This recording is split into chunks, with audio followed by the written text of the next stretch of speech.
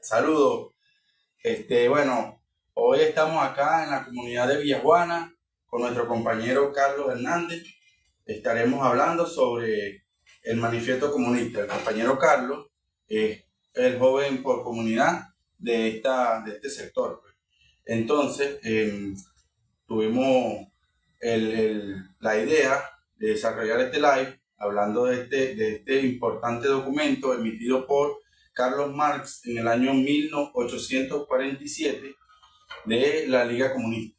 Entonces, el manifiesto del Partido Comunista, o como le llaman ellos, el documento programático del Partido Comunista. Entonces, en ese momento se reunieron varios líderes obreros, sindicales de la época y de varios países y establecieron las bases programáticas de este manifiesto, de este documento, que quedó en manos como tarea militante de Carlos Marx. Bueno, y aparte de lo que es la parte de este libro, se hablaba mucho de lo que Karl Marx hizo, no solamente este libro, fueron muchos otros ejemplares.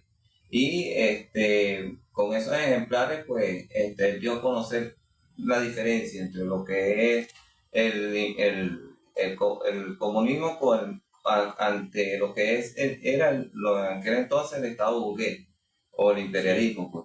Entonces, este ejemplar sale para que las personas tengan una idea, pues, de lo que es la fuerza de trabajo, lo que requiere el hombre de acuerdo a su trabajo, a su parte laboral. Entonces, el manifiesto comunista también dice que tienen sus derechos, porque muchas veces confunden lo que es el derecho del capital con el derecho de la propiedad.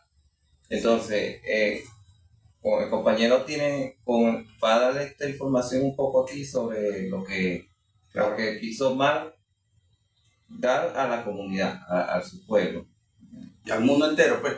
Él decía que la unión de los pueblos a nivel internacional iban a consolidar y a consumar la lucha de clase.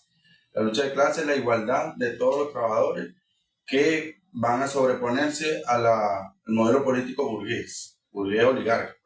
Entonces empezamos con la primera parte de su escrito, que es el manifiesto comunista. Dice así: un fantasma recorre Europa, el fantasma del comunismo. Contra ese fantasma se han coligado en santa jauría todas las potencias de la vieja Europa, el Papa y el Zar, Metternich y Guizot, los radicales franceses y los polizontes alemanes. Esto es el contexto de la época en lo cual se escribió este manifiesto, ¿verdad? Entonces seguimos. ¿Dónde está el partido de oposición al que sus adversarios gobernantes no motejen de comunista? Donde el partido de oposición que no devuelva, lanzándolo al rostro de los oposicionistas más avanzados, al igual que al de sus rivales reaccionarios, el reproche estigmatizante del comunismo. Dos consecuencias se desprenden de este hecho. Uno, que el comunismo está ya reconocido como una potencia por todas las potencias europeas, que es hora ya de que los comunistas expresen a la luz del día y ante todo el mundo entero sus ideas, sus objetivos, sus tendencias, saliendo al paso con un manifiesto de su partido de esa leyenda del fantasma del comunismo. Con este fin se ha congregado en Londres comunistas de las más diversas nacionalidades y se ha redactado el siguiente manifiesto, que aparecerá en lengua inglesa, francesa, alemana, italiana, flamenca y danesa. Seguimos. El primer capítulo: burgueses y proletarios, ¿verdad? Este libro es recomendable. La historia de las sociedades hasta nuestros días es la historia de la lucha de clases.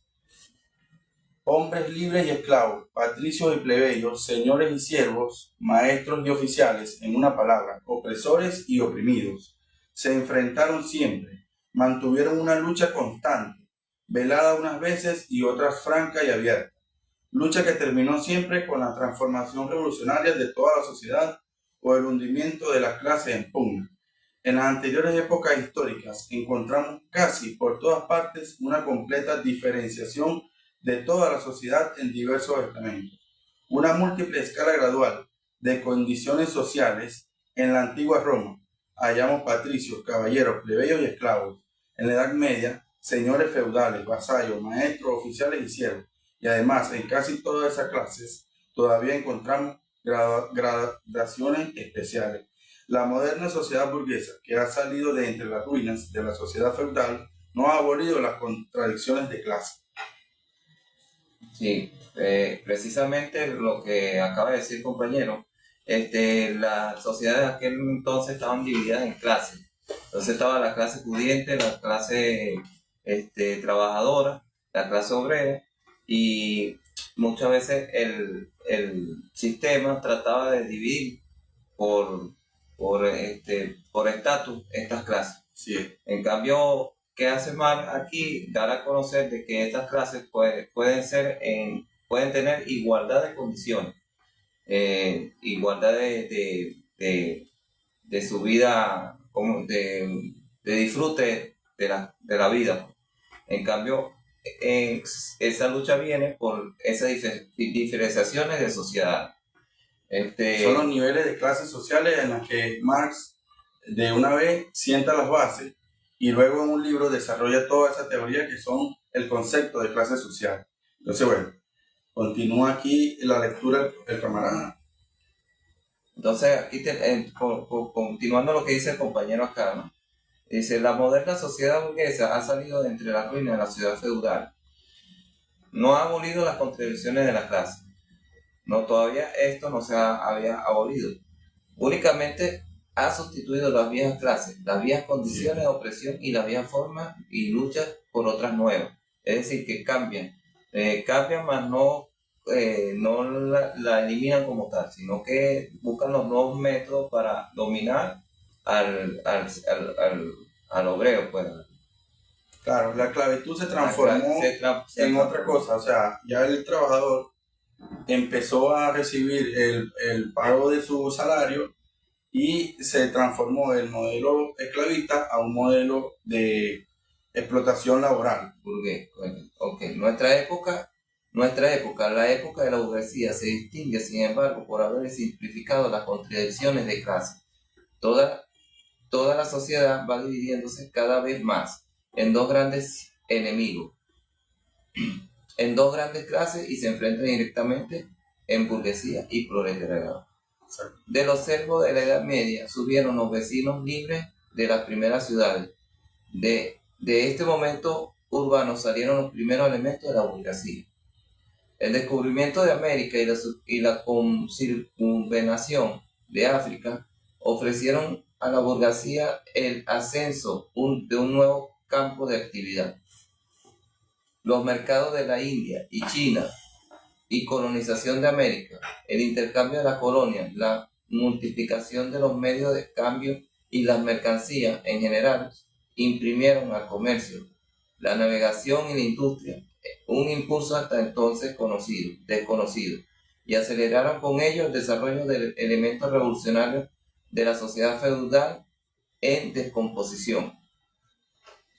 Ese fue el proceso histórico que se vivió de la transformación de lo que era el modelo feudal al modelo capitalista, burgués, el estado que estuvo viviendo durante mucho tiempo y que todavía sigue en el mundo, que partió en dos la historia económica del mundo.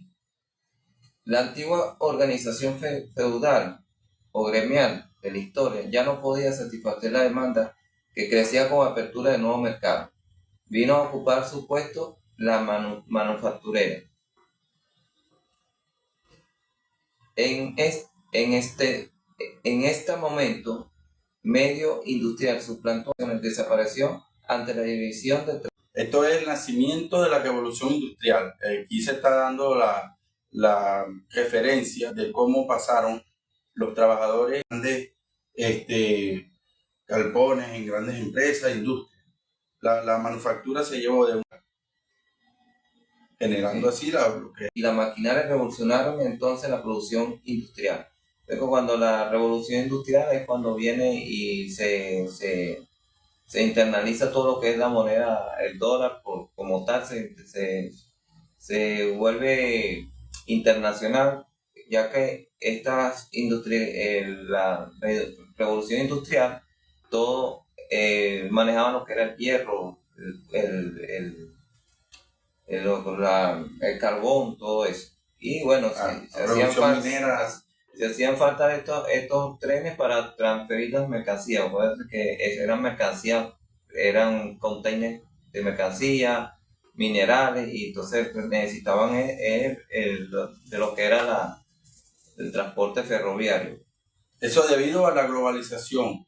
El mercado ya dejó de ser solo local y el producto que se producía en ese país, para la redundancia, se tenía que exportar hacia otro país. ¿Y cuáles eran las vías de distribución? Bueno, el tren a vapor, el ferrocarril, los barcos que bueno, siempre estuvieron funcionando, navegando por todo el globo. Y bueno, con el antecedente que él hacía referencia de la llegada a América, al continente americano, el mercado empezó a expandirse porque vieron nuevas rutas,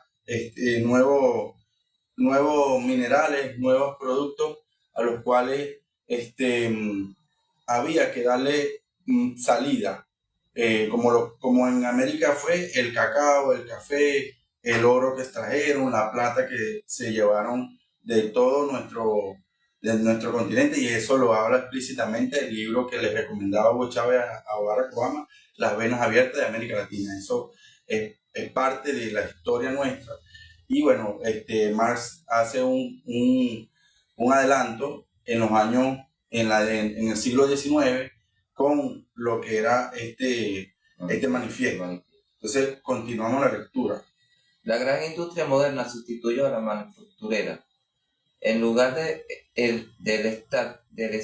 estamento industrial, vinieron a ocuparlo las industrias millonarias, jefes de verdaderos industriales. Los burgueses modernos, la gran industria ha creado el mercado mundial ya preparado por el descubrimiento de América. El mercado mundial aceleró prodigiosamente el desarrollo del comercio y la navegación de los medios de transporte por tierra.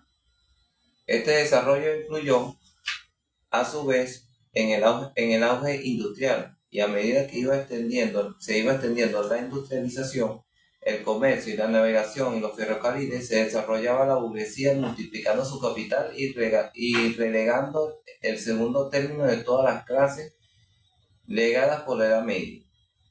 Estamos en el capítulo, recuerden, burguesía y proletariado, o sea, esa lucha de clases que ha existido históricamente, en la que el trabajador vende su tiempo de trabajo y el burgués, el explotador, recibe los beneficios mayormente de todo ese trabajo que hace el mismo trabajador, el obrero, que viene, o sea, luego de la caída del modelo feudalista. Hay mucha gente queda sin empleo, quedan con mucho tiempo de ocio, entonces venden su tiempo de trabajo o empiezan a formar parte de lo que es la revolución industrial, vendiendo su tiempo de trabajo por un salario, un ingreso.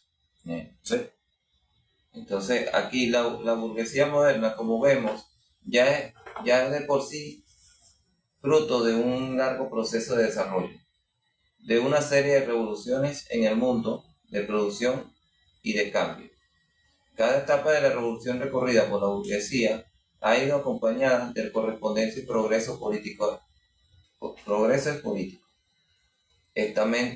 Estamento bajo la dominación de los señores feudales, asociación armada y autónoma de la comuna. En unos sitios, república urbana independiente; en otros, tercer estado tributario de la monarquía. Después, durante el periodo de la manufacturera, el contrapeso de la nobleza y la monarquía estamentales y absoluta, y en general piedra angular de grandes monarquías, la burguesía, después de establecimiento de la gran industria y el mercado universal conquistó finalmente la hegemonía exclusiva del poder político en el Estado representativo moderno. El gobierno del Estado moderno no es más que una junta administrativa de negocios comunes en toda la clase burguesa. Pequeño detalle, ya empezamos a hablar o a escuchar la palabra comuna. La comuna, tercer estado tributario o la República Urbana Independiente. Importantísimo este tema porque también viene confluyéndose lo que es la lucha de clases y la conformación de un nuevo modelo político dentro de los territorios. La burguesía ha desempeñado en la historia un papel altamente revolucionario. Donde quiera que se ha conquistado el poder, la burguesía ha construido las relaciones feudales, patriarcales, idílicas, las abigarradas ligaduras feudales que ataban al hombre a sus superiores naturales, las ha desgarrado sin piedad, para no dejar sustituir otro vínculo entre los hombres, el frío interés, el cruel pago al contado. Ha ahogado el sagrado éxtasis del fervor religioso, el entusiasmo caballeresco y el sentimentalismo del pequeño burgués en las aguas heladas del cálculo egoísta. Ha hecho de la dignidad personal un simple valor de cambio. Ha sustituido las numerosas libertades escrituras y adquiridas por la única y desarmada libertad del comercio.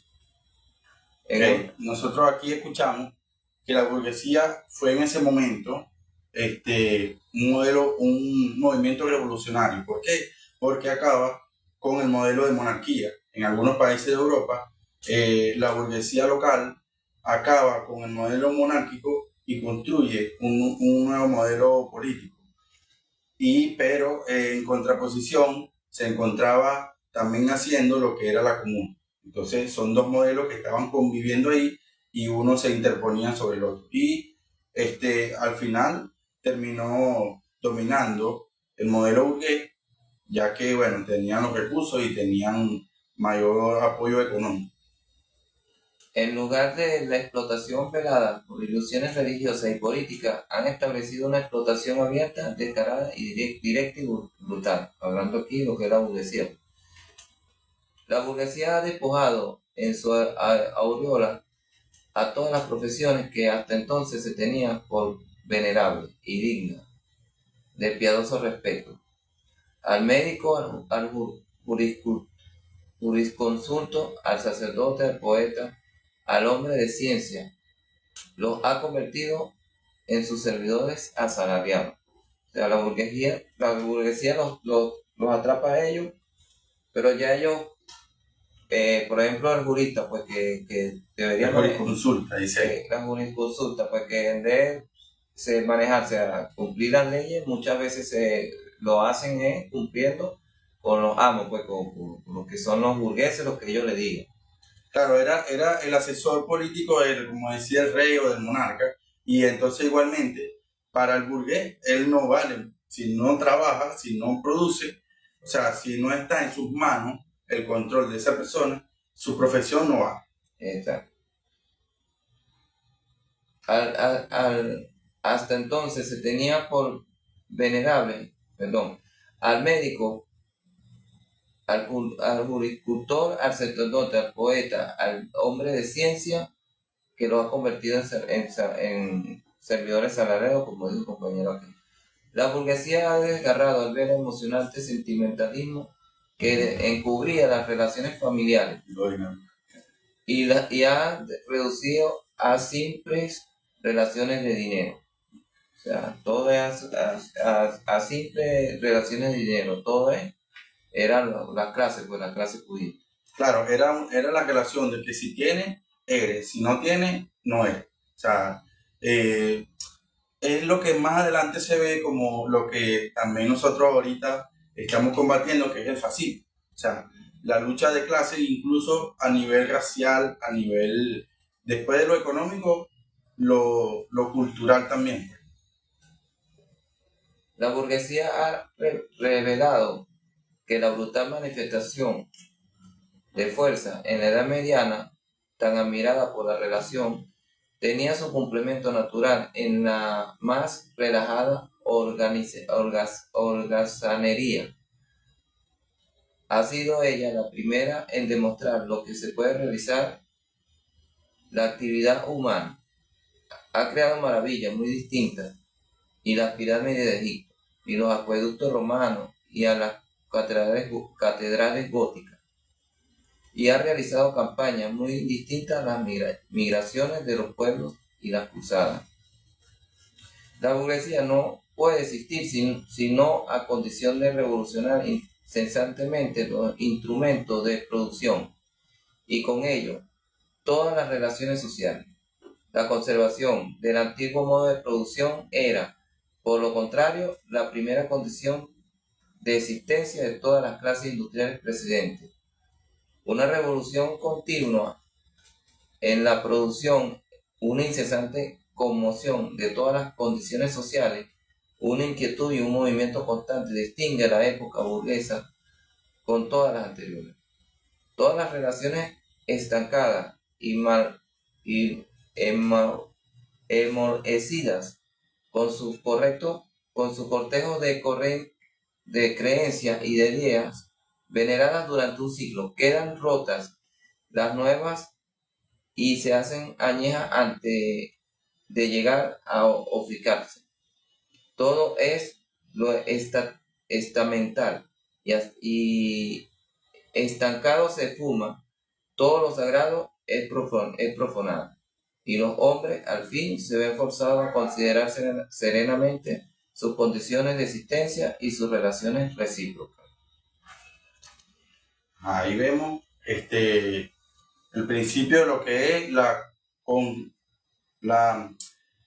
agrupación pues, de los seres humanos. Incluso un poco más adelante veremos cómo la clase obrera y los comunistas crean partidos en modo de lograr el poder político en esos espacios. Entonces seguimos. Expoliada por la necesidad de dar cada vez mayor salida a sus productos, la burguesía recorre el mundo entero. Necesita anidar en todas partes, establecerse en todas partes, crear vínculos en todas partes. Eso lo vemos, y luego de que el capitalismo controla lo que es la globalización, empieza el imperialismo económico, que es esto precisamente. Mediante la explotación del mercado mundial, la burguesía ha dado un carácter cosmopolita a la producción y al consumo de todos los países. Lo que yo decía antes, o sea, el producto que yo hacía en mi pequeño país o en mi territorio, ya lo puede consumir cualquier otro país del mundo gracias a este mecanismo. Con gran sentimiento de los reaccionarios, ha quitado a la industria su base nacional. Las antiguas industrias nacionales han sido destruidas y están destruyéndose continuamente. Son suplantadas por nuevas industrias, cuya introducción se convierte en cuestión vital para todas las naciones civilizadas, por industrias que ya no emplean materias primas indígenas, sino materias primas venidas de las más lejanas regiones del mundo, y cuyos productos no solo se consumen en el propio país, sino en todas las partes del globo. ¿Ven lo que les decía? Entonces, los productos que se producen aquí en América Latina, en la época de la colonia, eran exportados hacia Europa. Y, o sea, lo que nunca ellos conocieron, como lo decía al principio, el café, el cacao, nuestros productos minerales, el oro y la plata, que aquí eran abundantes, ellos empezaron a tener acceso a esos productos, ¿verdad? Debido a esa forma de comerciar. La burguesía ha sometido al campo al dominio de la ciudad. Ha creado urbes inmensas, ha aumentado enormemente la población de las ciudades en comparación con las del campo, sustrayendo una gran parte de la población al idiotismo de la vida rural. Eso lo vimos acá en Venezuela, pero esto, o sea, imagínense lo futurista que es este manifiesto, que desde 1847, que cuando lo escribe Marx en Europa, aquí en Venezuela, casi 100 años después, lo vivimos con la migración de los trabajadores del campo hacia la industria petrolera, hacia la industria que Venezuela desarrolló pues, en todo el siglo XX. ¿Ves?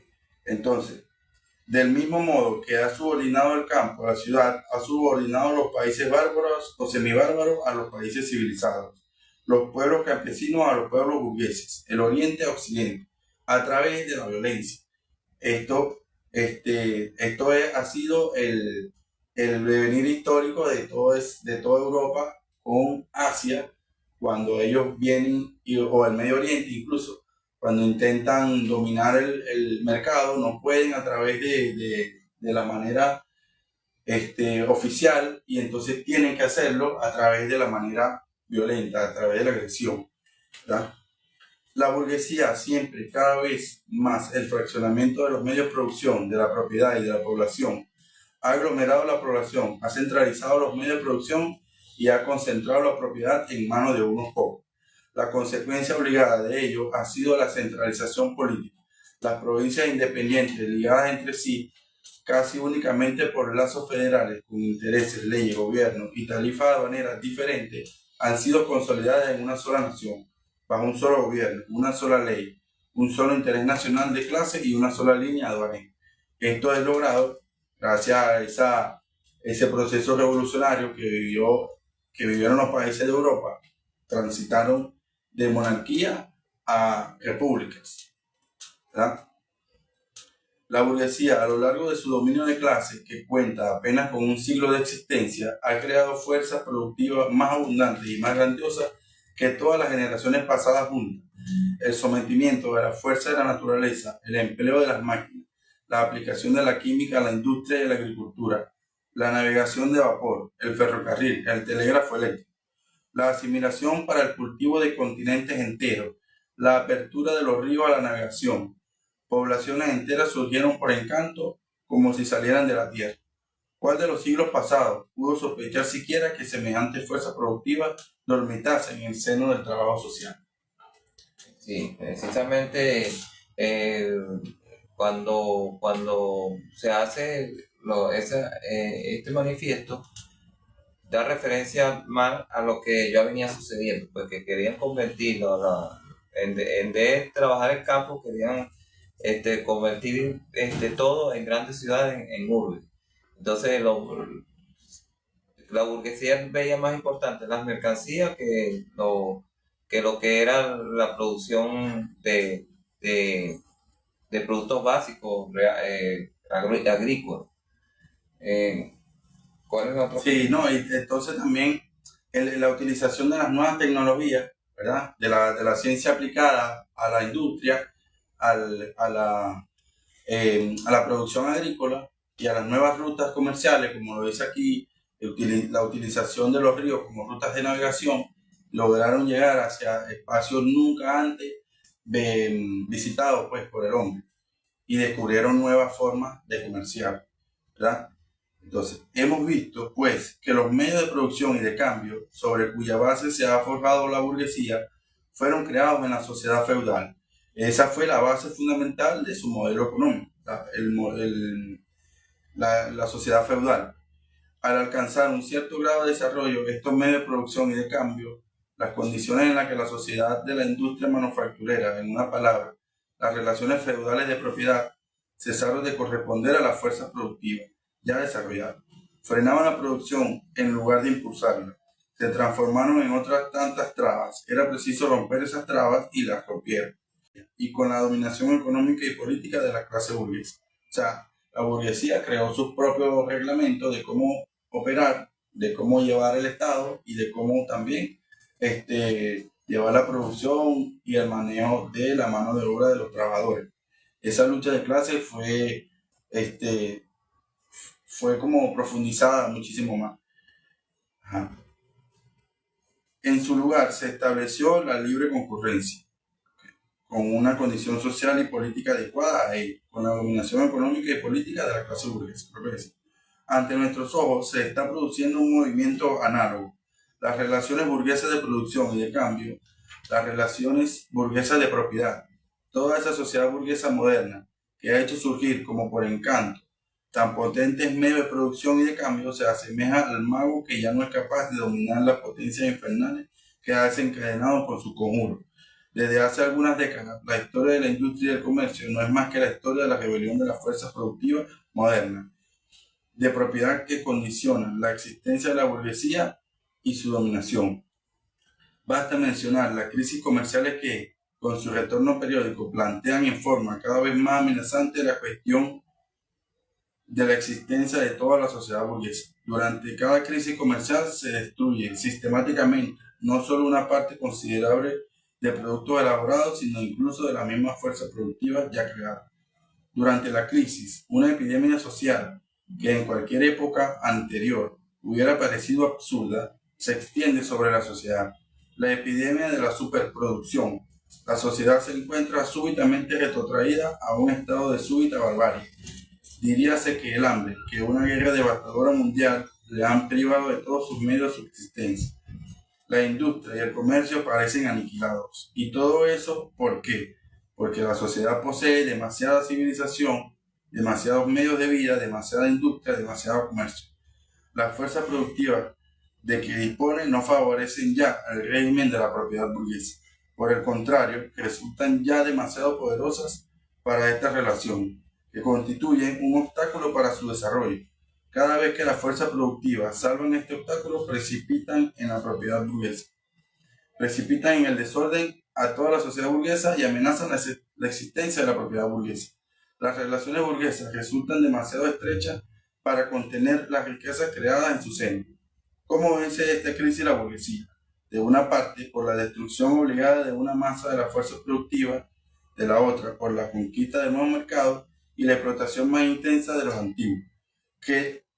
¿De qué modo lo hace? Pues preparando crisis más extensas y más violentas y disminuyendo los medios para prevenir.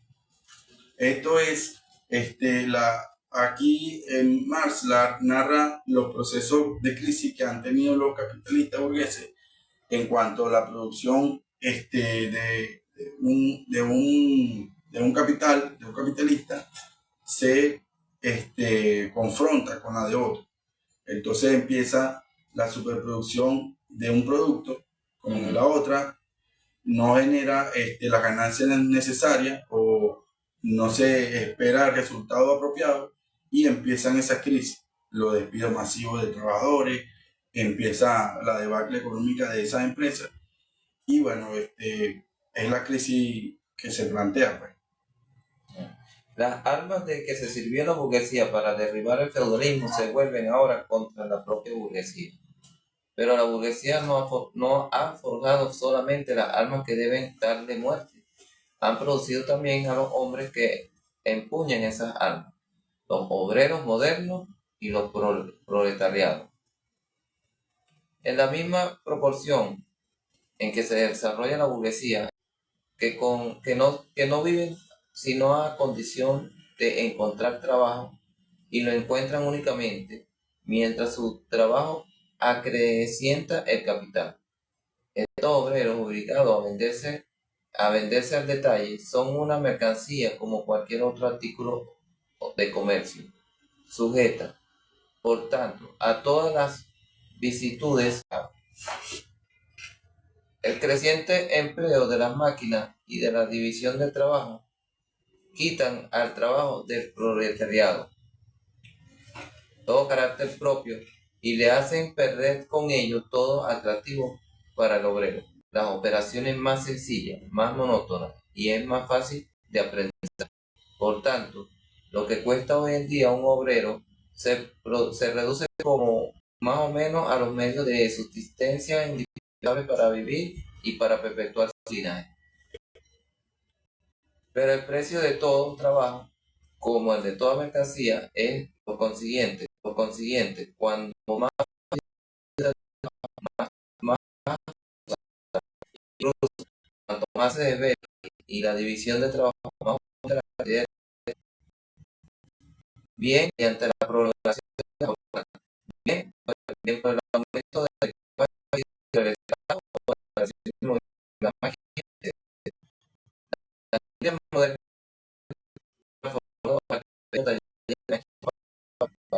en la fábrica de industrial. El mismo, final, el capitalista lo hace una casa y muchas veces más tiempo o más horas de trabajo por un mínimo salario, convirtiéndolo en un objeto de trabajo no humano, sino como material. Sí, de explotación. De explotación. Un sujeto de explotación para la mayor producción y el enriquecimiento de ese empresario, de ese burgués. No son solamente esclavos los de la clase burguesa. El Estado burgués, sino directamente todas las horas, los esclavos de las máquinas y capataz, y sobre todo del burgués individual, patrón de la fábrica. Y este despotismo es tanto más mezquino, odioso y desesperante, cuanto mayor es la franqueza con que se proclama que no tiene otro fin que el lucro. Exacto, o sea, la aplicación o la organización del burgués hacia los trabajadores es únicamente para la explotación y su lucro, pues, la mayor generación de riqueza para su bolsillo. Para el patrón. Para el patrón. Para que es dueño de la fábrica o el que... Exacto, es el que inyecta, de alguna forma, podríamos decir, es el que inyecta el capital principal, pero quien lo desarrolla es el trabajador, es la clase obrera.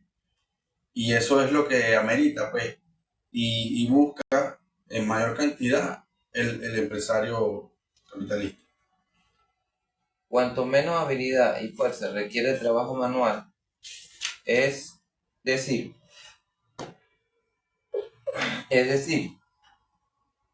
cuanto mayor es el desarrollo de la historia moderna, mayor es la proporción en el trabajo de los hombres, mayor es la proporción en el que trabajó los hombres. Por lo que respecta a la clase obrera, las diferencias de edad y sexo pierden toda significación social.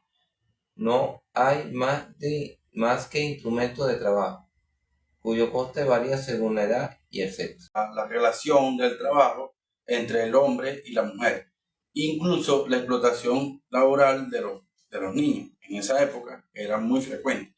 Entonces, la relación laboral entre el hombre y la mujer era que el hombre cobraba más que la mujer en función a lo que podía realizar el esfuerzo físico. Como las mujeres sabemos esfuerzo físico, como las mujeres sabemos que su cuerpo tanto de trabajo físico como el hombre de trabajo de la época. Ahorita la mujer se desarrolla de acuerdo a sus capacidades intelectuales, a sus capacidades físicas incluso, pero en la época la diferenciación era de sexos, no de, como diría, de desarrollar pues la actividad laboral. Cuanto mayor el hombre es suplantado por el de la mujer y los niños. Por lo que respecta a la clase obrera, la diferencia de sexo dependiente de toda significación social. No hay más que instrumento de trabajo cuyo coste varía según la sociedad.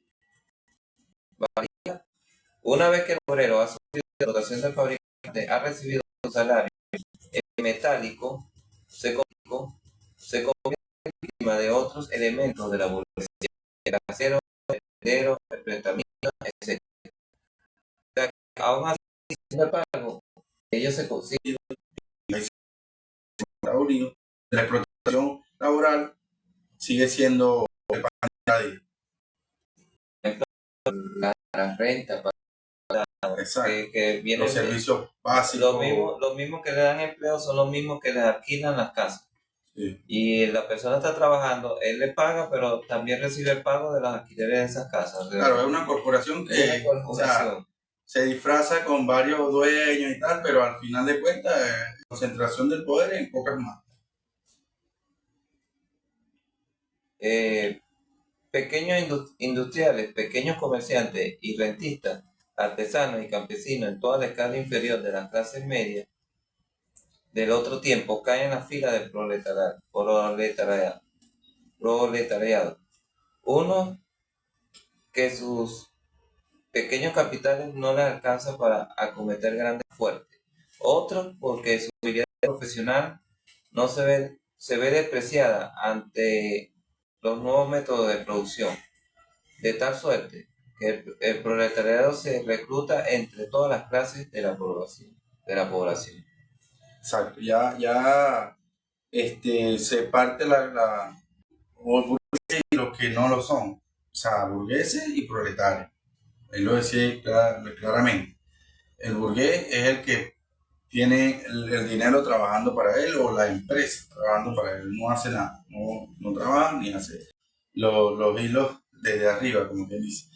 Y están los otros que sí dependen de su actividad diaria para tener ingresos.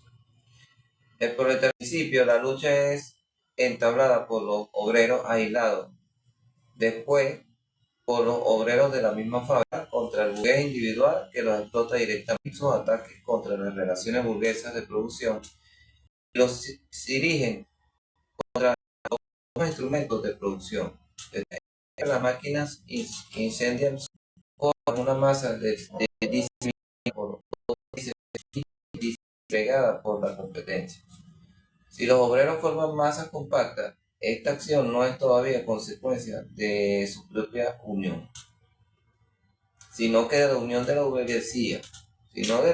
burguesía, que para alcanzar los propósitos fines políticos debe, y por ahora aún puede, poner en movimiento a todo el proletariado.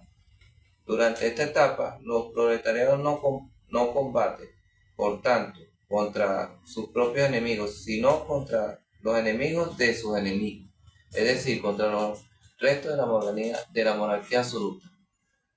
Los propietarios territoriales, los burgueses no industriales y los pequeños burgueses. Todo el movimiento histórico se concentra de esta suerte en manos de la burguesía. Cada victoria alcanzada en estas condiciones es una victoria de la burguesía. Claro, era más o menos un parecido pues, de lo que se vivió aquí en la guerra de independencia de Venezuela. O sea, los esclavos no fueron tomados en cuenta para la liberación, para su propia liberación, sino que el Estado, la República quería independizarse, pero bajo los mismos preceptos de la colonia, teniendo los esclavos. Entonces, se plantea luego que libertad para todos o para nadie. Entonces, es más o menos la lucha de clases debe ser entendida, y más lo relata en este libro, debe ser entendida como la lucha de los proletarios contra los explotadores, los burgueses, no de los proletarios contra un sistema político en específico. Pero la industria en su desarrollo no solo acrecienta el número del proletariado, sino que los concentra en masa considerable. Su fuerza aumenta y adquieren mayor conciencia de la misma. Los intereses y las condiciones de existencia de los proletariados se igualan cada vez más a medida que la máquina va borrando la diferencia en el trabajo y reduce el salario. Casi todas las partes. Y reduce el salario casi en todas partes a un nivel igualmente bajo. Como resultado de la creciente competencia de los burgueses entre sí y de la crisis comercial que ella ocasiona, los salarios son cada vez más fluctuantes, en constante y acelerado perfeccionamiento de las máquinas. Coloca al obrero en una situación cada vez más precaria y las colisiones entre los obreros individuales y burgueses individuales adquieren más y más el carácter de colisiones entre dos clases.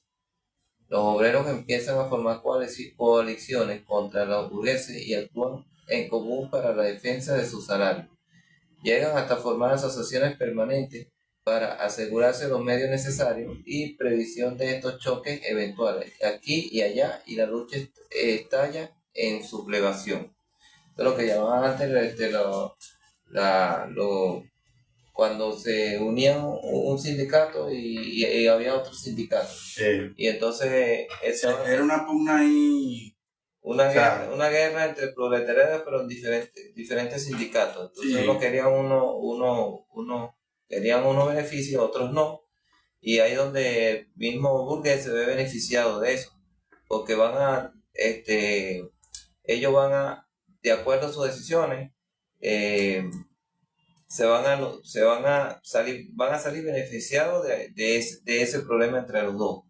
Claro, porque si no, si los trabajadores no se ponen de acuerdo en lo que quieren hacer, la oferta principal que lance el empresario burgués es la que ellos van a querer tomar, pues, como una medida de no perderlo todo, pues, como quien dice. Exacto. A veces los obreros triunfan, pero en un triunfo efímero. El verdadero resultado de su lucha no es el éxito inmediato, sino la unión cada vez más extensa de los obreros. Esta unión es propiciada por el crecimiento de los medios de comunicación creados por la gran industria y ponen de contacto a los obreros de diferentes localidades. Y basta con ese contacto para que las numerosas luchas locales que en todas partes revisten el mismo carácter, se contradicen en una lucha nacional, en una lucha de clase. Toda lucha de clase es una lucha política. La unión de los habitantes de las ciudades de la Edad Media con sus caminos vecinales tardaron siglos en establecer los proletariados modernos. Con los ferrocarriles la llevan a cabo a unos pocos años. Esta organización del proletariado de clase y, por tanto, en el partido político se vuelve sin cesar a ser socavada por la competencia entre propósitos obreros. Pero surge y siempre más fuerte, más firme, más potente. Aprovecha las dimensiones intestinas de los burgueses para obligarles a reconocer por la ley algunos intereses de la clase obrera. Por ejemplo, la ley de jornada de 10 horas en Inglaterra. Se reduce la jornada laboral de 12 horas a 10 horas. Eso es una reivindicación de la clase trabajadora, es lo que se dice pues acá en el libro. En general, las condiciones en la vieja sociedad favorecen de diversas maneras el proceso de desarrollo del proletariado. La burguesía vive en lucha permanente, al principio contra la aristocracia, después contra aquellas facciones de la misma burguesía, cuyos intereses entran en contradicción con los progresos de la industria. Y siempre, en fin, la burguesía se encuentra con la burguesía de todos los demás países. En todas partes, esta lucha se ve forzada a apelar al proletariado, a reclamar su ayuda y a arrastrarle hacia el movimiento político. De tal manera, la burguesía proporciona a los proletariados los elementos de su propia educación, es decir, armas contra ellas mismas. La burguesía lo que hace es darle al mismo obrero soluciones que van en contra de sus mismos intereses, pues a veces en vez de satisfacer al proletariado, satisface al mismo burgués. Claro, y eso genera que el trabajador o el proletario organizado o sea, le exija de una u otra manera algunas otras herramientas y algunos beneficios que no se le han prestado. Además, como acabamos de ver, el progreso de la historia, precipitada en la fila del proletariado a capas enteras de la clase dominante o al existencia.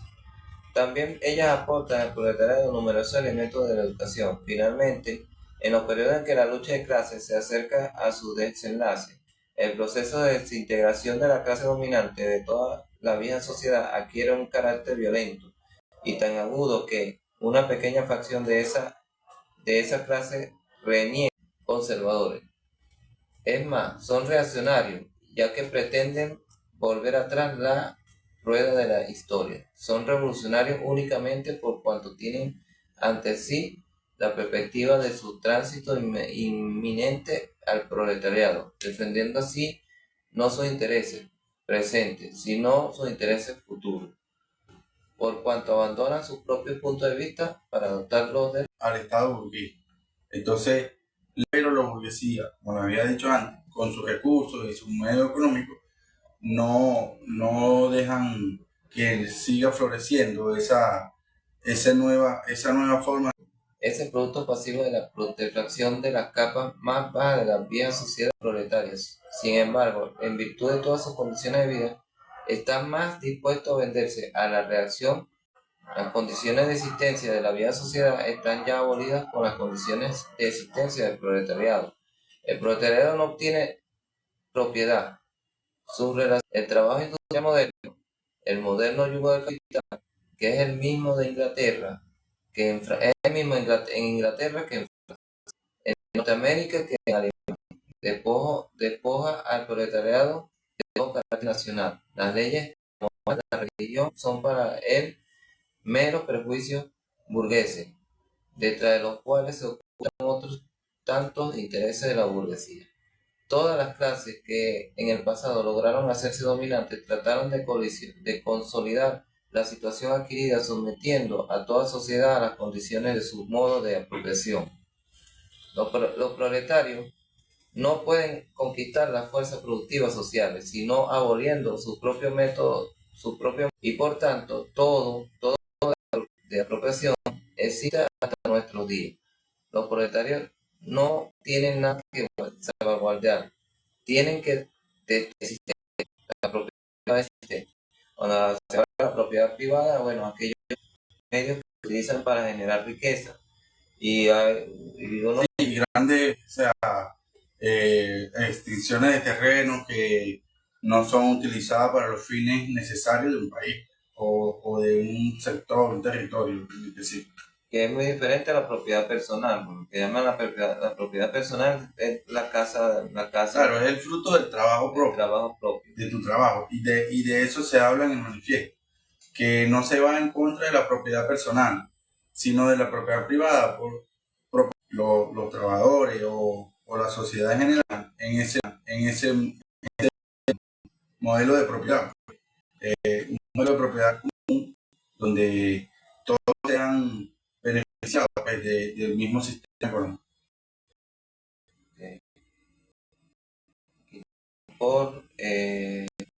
Pues también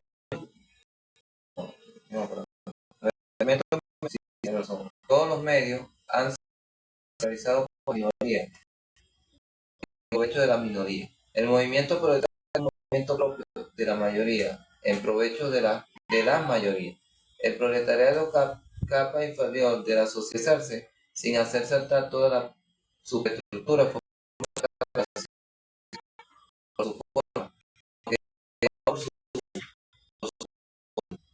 La lucha del contra la burguesía es primeramente una lucha nacional. Es natural que el proletariado de cada país deba acabar en primer lugar con su propio. Seguido, el curso de una guerra civil más o menos oculta que se desarrolla en el seno de la sociedad existente hasta el momento en que se transforma en una revolución abierta y el proletariado, derrocando por la violencia a la burguesía, implanta su La guerra civil entre el proletario y el burgués. O sea, ¿por qué guerra civil? Porque es una confrontación entre las dos formas de organización de la población. Entonces ya nos falta poco, pero seguiremos dándole lectura pues, a este hermoso y histórico documento. Todas las sociedades anteriores, como hemos visto, han descansado en el antagonismo entre clases opresoras y oprimidas, que es la lucha histórica, lo que llamaba Marx el materialismo dialéctico, que fue la unión del materialismo ideológico de Hegel y la dialéctica de Sócrates. Entonces confluyó los dos términos, filosófico en un solo, que es la lucha de las clases, ¿verdad? La construcción de la historia ha sido a través de la lucha de las clases, lo que llaman también el motor de la historia. Entonces, Para poder oprimir a una clase es preciso asegurarse unas condiciones que le permitan, por lo menos, arrastrar su existencia de esclavitud. Le garantizan algunas cosas, algunos beneficios mínimos para que sigan viviendo en ese mismo sistema y no se sientan tan apresionados, Oprimidos. sí, tan oprimidos, sino que sientan como una pequeña o una ligera miembro de la comuna. Lo mismo que el pequeño burgués llegó a elevarse a la categoría de burgués bajo el yugo del absolutismo feudal. O sea, se transformaron en otra cosa de acuerdo a su propia lucha, ¿verdad? El obrero moderno, por el contrario, lejos de elevarse con el progreso de la industria, desciende siempre más y más por debajo de las condiciones de vida de su propia clase. El trabajador cae en la miseria y el pauperismo crece más rápidamente todavía que la población y la riqueza. Es pues evidente que la burguesía ya no es capaz de seguir desempeñando el papel de clase dominante de la sociedad ni de imponer a esta como ley reguladora las condiciones de existencia. La sociedad a la burguesía por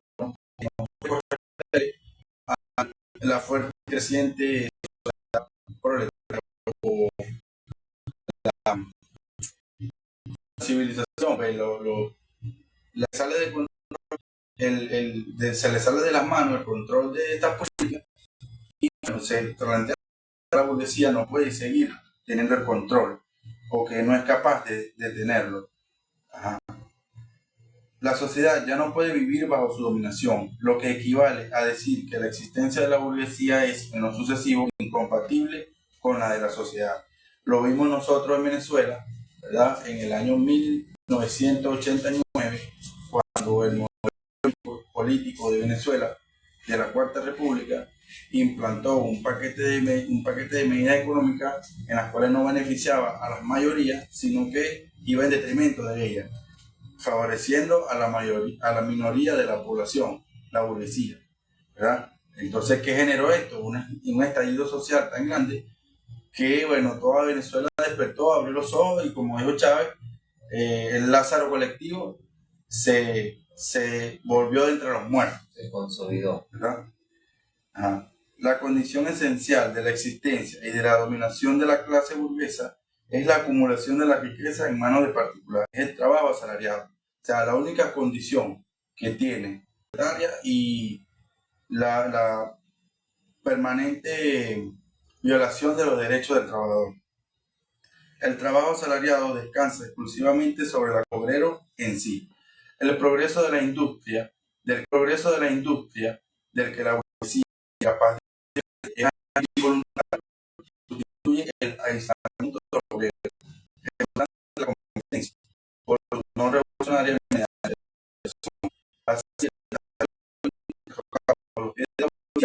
las bases sobre las que la produce y se apropia de lo producido. La burguesía produce ante todo sus propios sepultureros. Su movimiento y la victoria del proletariado son es el fin del capítulo. El segundo capítulo estaremos debatiendo en otro video porque se ha hecho un poco largo, pero es muy interesante el tema, ¿verdad? Es la construcción dialéctica de la historia a través de la lucha de clases. El manifiesto comunista es eso. Bueno, el segundo capítulo que vamos a desarrollar luego se llama Proletario y Comunista, un tema súper interesante que de antemano les recomendamos pues, que busquen este libro, este manifiesto, ¿verdad? No importa en qué edición lo hayan encontrado, pero es muy bueno o recomendable que lo vayan buscando y lo vayan leyendo para que manejen algunos términos. Sobre todo porque es un libro que es muy técnico por la época en que fue escrito. Desde acá, el compañero Carlos, quien fue nuestro acompañante hoy, seguiremos comprometidos en la conexión con los compañeros a través de las redes sociales, a través de nuestros medios de comunicación. Esperemos estar en algún otro espacio muy pronto, pues, que no sea en el mismo sitio, pues, sino ir conociendo también otros espacios de la isla. Y bueno, debatir sobre estos temas que son muy interesantes y sobre todo en esta época en la que el capitalismo está viviendo una época de crisis, una época de debacle, y en la que el fascismo ha tenido que asumir las riendas, ¿verdad? Para poder mantener y seguir manteniendo el control hegemónico del mundo. Por ejemplo, esa potencia capitalista, lo decía el compañero Juan Carlos Monedero, ¿cómo que se llama el otro compañerito? Diego Rusarín, ese camarada que debate siempre temas económicos importantes. Bueno, dice que ya el fascismo, como base superior del capitalismo, ha sido el control.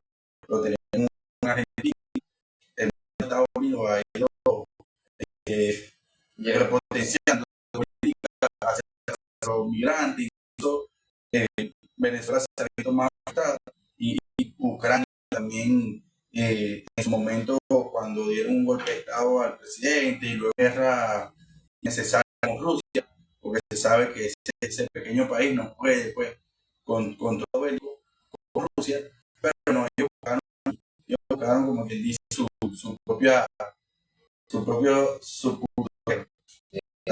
incluso tuvo que incluir Europa, de Ucrania y Rusia a la Unión Europea y la OTAN. Entonces, ese reciente el auge del fascismo, y por eso es importante leer este tipo de documentos, nosotros podemos entender un poco más qué está sucediendo en el presente, pues, en nuestra historia, en el presente. Claro, ya que Estados Unidos siempre se ha encargado de satanizar algo de comunismo o de socialismo. Por ejemplo, el bloqueo que le tienen a Cuba, dicen que votan para quitar el bloqueo a Cuba, solamente 3 dicen que y Estados Unidos que votan en contra. Bueno, Israel siempre ha tenido su contra el pueblo palestino. Claro. O sea, un rasero asesino exterminar una sociedad que ellos plantean como potencia, ¿no? En el origen, expandir ese territorio y incluso el Trump, el presidente de los Estados Unidos, dice que es capaz de comprar una gran extensión de terreno para mostrar a todos los palestinos y despojarlo de su cultura. O sea, eso es un nivel muy alto de responsabilidad a nivel internacional. O sea, de dominación. Y volvemos con el tema del fascismo en auge. O sea, es una que tiene el capitalismo para terminar y seguir manteniendo el dominio. Sí, de esa manera, por ejemplo, China salió adelante. China tiene un país, tiene un partido comunista, pero ¿qué pasa? Que se va revolucionando. ¿Quién cambia la política pública? Las políticas públicas las cambian son los comuneros o decía el pueblo, pues. Pero si ellos mantienen lo que es Estados Unidos, que ellos no, las políticas públicas no se pueden cambiar, pero sí pueden. Los derechos fundamentales, eso son temas que no se tocan. Y se mantienen como país que está surgiendo, pues, bajo un partido comunista o puede ser un partido socialista y con unas políticas de comercio más es el negocio, el comercio internacional. Claro, porque como dicen, China es una economía de mercado, pero con la condición de que en Estados Unidos tienen el control, tienen el poder y así de esa forma ejercen su dominación para con el pueblo y todos los demás países de la periferia. Incluso nosotros pudiéramos decir que nuestra política bolivariana también es una política que va al traste de todo ese modelo económico que tenemos en Estados Unidos, de dominación, de imperialismo, y nosotros planteamos un modelo de reciprocidad, de un modelo de países, de mundo pluripolar, pluricéntrico y multicultural, que era lo que nos decía nuestro comandante Chávez.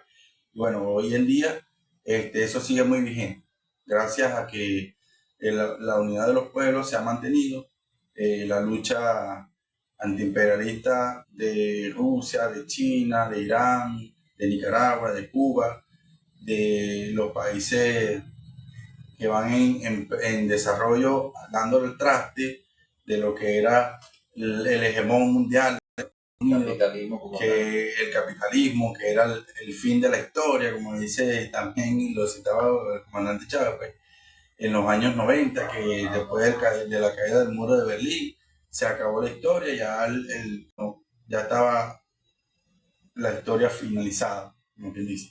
Ya no había más por qué debatir, Una ni qué alternativa, construir. no hay una alternativa como tal. Entonces, claro, nace la alternativa del socialismo, pues, como alternativa a lo que es el sistema capitalista. Para próximamente con el siguiente capítulo y espero que hayan aprovechado un poco este tema porque es un tema muy importante para el estudio de los nuevos líderes que se están formando. Entonces, Sí. bueno, y compañero No, Fragmente. no abandonar el estudio porque es importante, o sea, el estudio de la historia, conocimiento concreto. Y bueno, luego de leer este grandioso libro, bueno, avanzaremos con otros más, como el libro azul, otro libro que nos recomienden por ahí ustedes mismos. Pero bueno, principalmente, bueno, vamos a avanzar con los documentos también fundamentales de nuestro libertador, como la Carta de Jamaica, o sea, hay mucha tela que cortar y mucho conocimiento que ir difundiendo y para eso vamos a estar aquí. Bueno, vamos a buscar el tiempo y el espacio siempre, pero vamos a estar dedicados a compartir pues este tipo de cosas. Bueno, Bueno, saludos. se les quiere mucho. A la victoria siempre. Venceremos.